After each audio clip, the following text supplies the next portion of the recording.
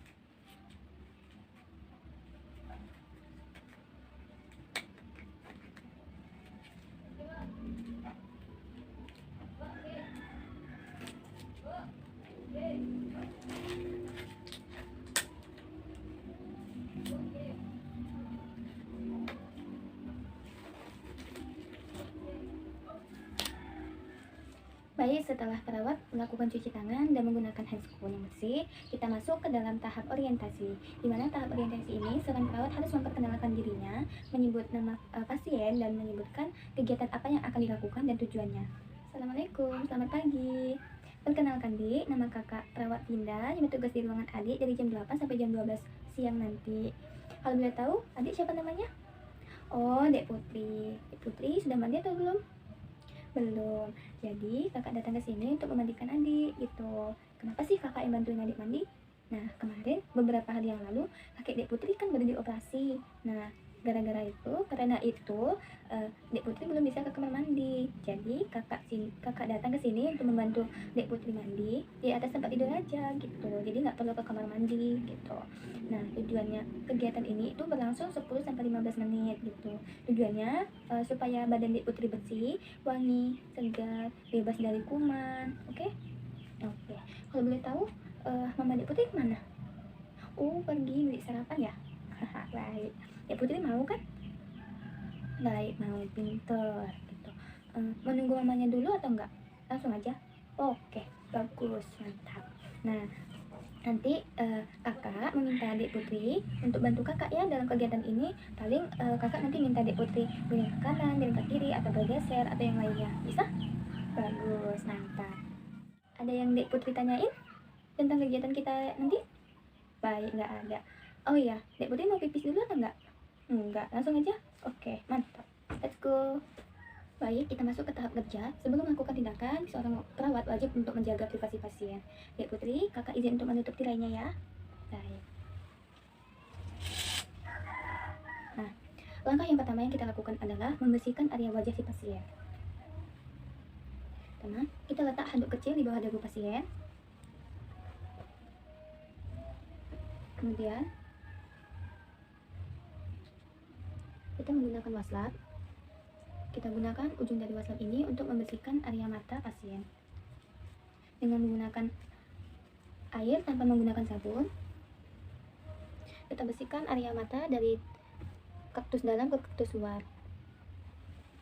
Nah, dengan ujung yang berbeda, kita bersihkan lagi mata sebelahnya dari kaktus dalam ke kaktus luar. Sama seperti tadi, kita juga menggunakan air. Kita membersihkan wajah pasien, bawah hidung, mulut pasien, jangan lupa di belakang telinga pasien, bawah dagu, serta leher pasien.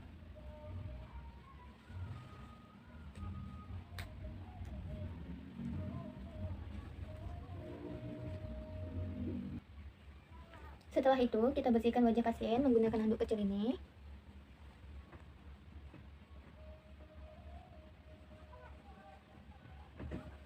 Jika sudah, kita akan melakukan pembersihan di daerah tubuh pasien.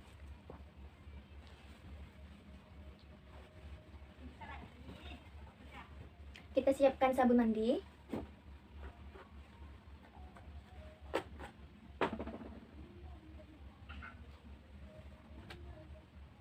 Kita ganti selimut pasien menggunakan selimut mandi.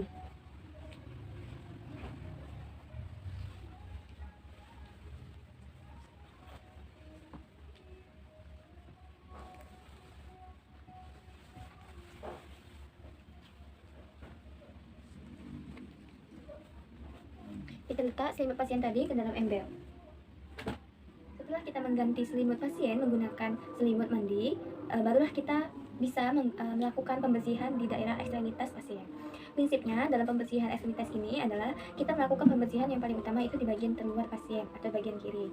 Dan kebetulan tangan kanan pasien itu terdapat infus, jadi kita bisa memulainya dari bagian terluar pasien. Baik, kita letak handuk, ya, kita letak handuk di bawah tangan pasien.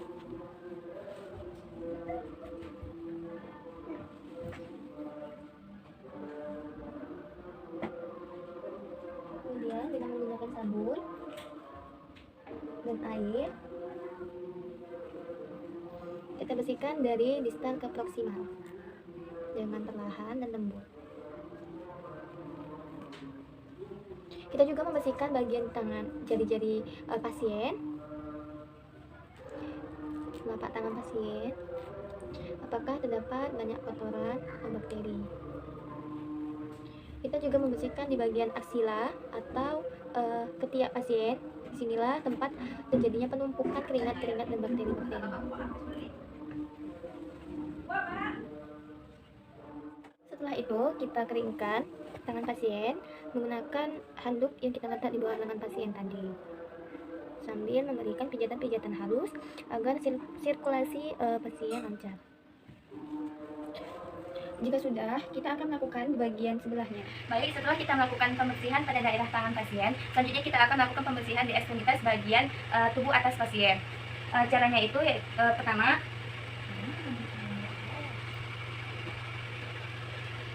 kita letakkan handuk besar di atas dada pasien.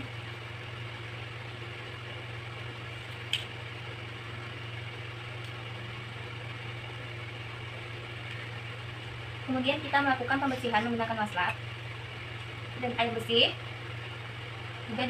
juga menggunakan sabun.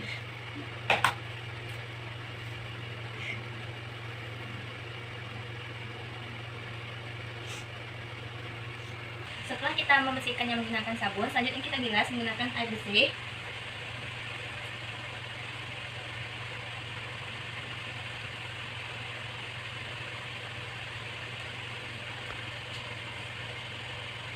Setelah itu, kita keringkan menggunakan handuk yang kita letak di atas dada pasien tadi.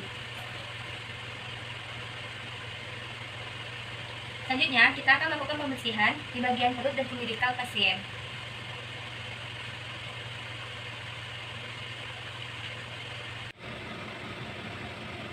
Kita menggunakan air bersih dan sabun.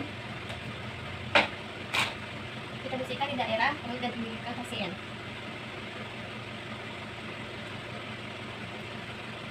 Kemudian kita bilas menggunakan air bersih tanpa sabun.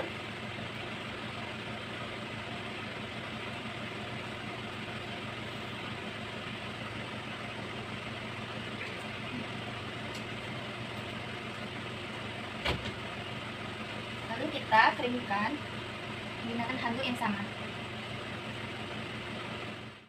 Baik, kita sudah selesai melakukan pembersihan di ekstremitas bagian atas tubuh pasien.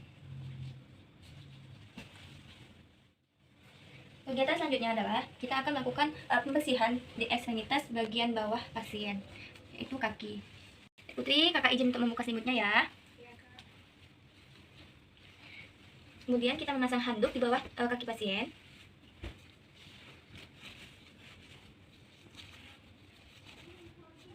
Mohon diangkat.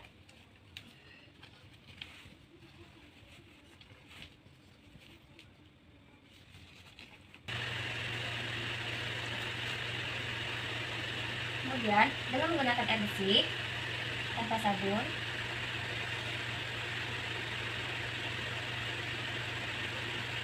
kita bersihkan daerah ekstremitasnya.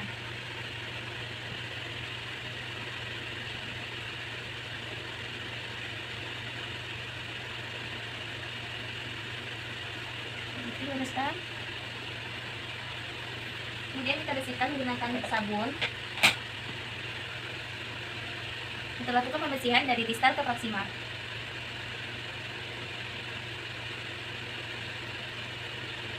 Juga membersihkan di daerah bokong. Jangan lupa untuk membersihkan di bagian punggung kaki, telapak kaki, jari-jari kaki, serta sela-sela jari kaki. Kemudian kita bilas menggunakan air bersih dari distal ke proksimal.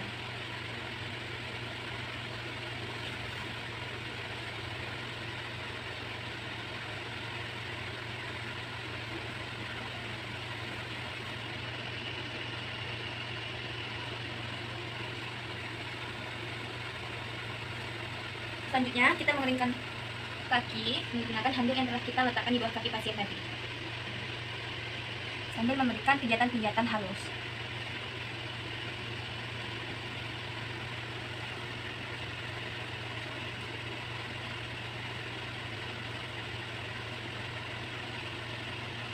Setelah kita membersihkan di bagian kiri kaki pasien, kita juga akan melakukan hal yang sama di bagian kaki sebelah kanan pasien. Setelah kita selesai melakukan pembersihan di bagian ekstremitas bagian bawah pasien, kita boleh mengambil kembali handuk yang telah kita pasang di bawah kaki pasien tadi. Putri, tolong diangkat kakinya.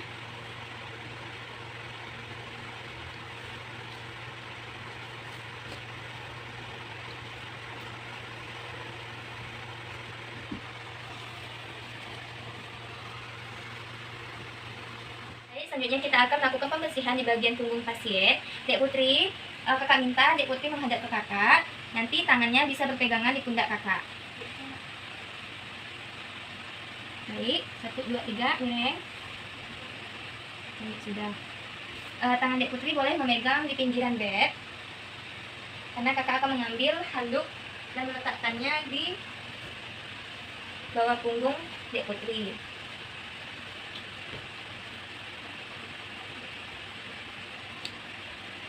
Selanjutnya kita akan melakukan pembersihan di punggung pasien. dengan menggunakan wastafel dan dengan air tanpa sabun.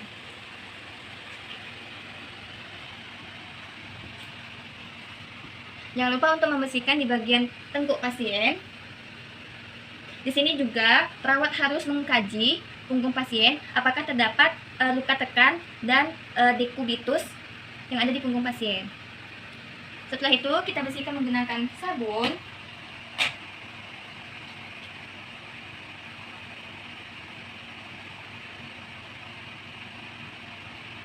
Kita bilas menggunakan air bersih.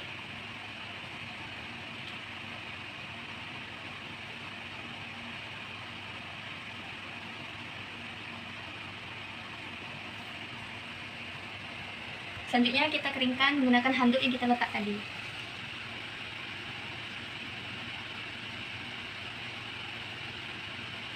Setelah selesai, kita boleh mengambil handuknya kembali. Dek Putri, kakak sudah membersihkan punggung Dek Putri. Kita bisa kembali ke posisi semula. Ya, pelan-pelan. Kegiatan kita yang terakhir adalah membersihkan di bagian genitalia pasien. Langkahnya itu kita akan memasang handuk di bawah bokong pasien dengan cara kita akan menepuk kaki pasien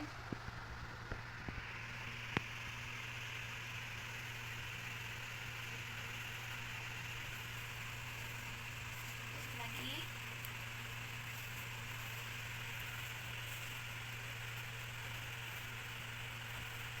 Karena pasien kita kali ini adalah pasien wanita, maka kita akan memberikan posisi dengan sebutan posisi litotomis. Kita letakkan handuknya di bawah bokong pasien. Dek Putri, tolong angkat bokongnya. Baik, sudah. Kita turunkan kembali.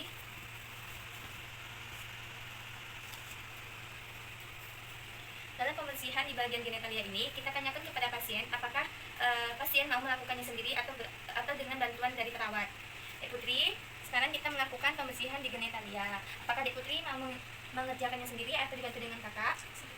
Baik, kalau jika mau sendiri, kita bersihkan menggunakan wastafel dengan air bersih.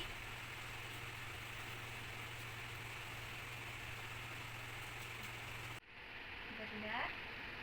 Putri nanti tolong bersihkannya menurut arahan dari kakak ya. Kita bersihkan dari atas ke bawah. Jika sudah,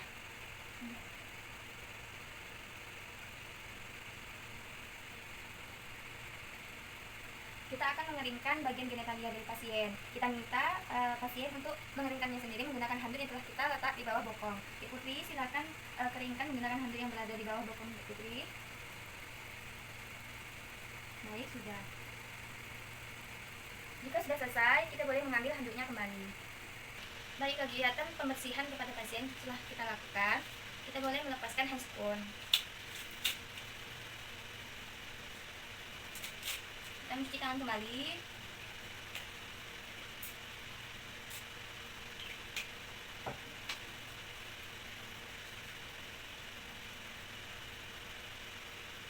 Kemudian kita akan memakaikan baju kepada pasien. Dek Putri mau pakai bajunya sendiri atau mau dipasangkan? Setelah pasien mengenakan baju yang baru yang bersih, selanjutnya kita akan mengganti selimut mandi pasien menggunakan selimut yang bersih, yang baru.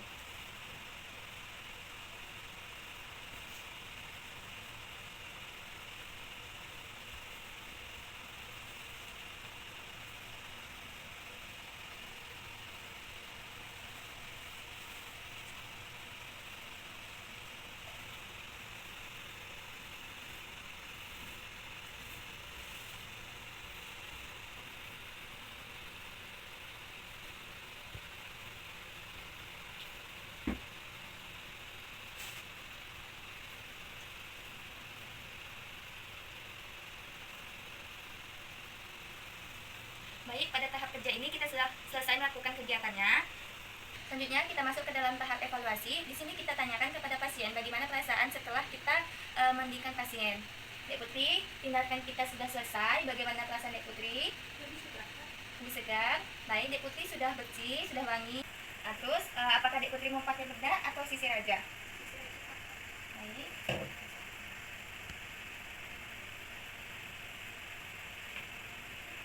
kegiatan kita kali ini sudah selesai.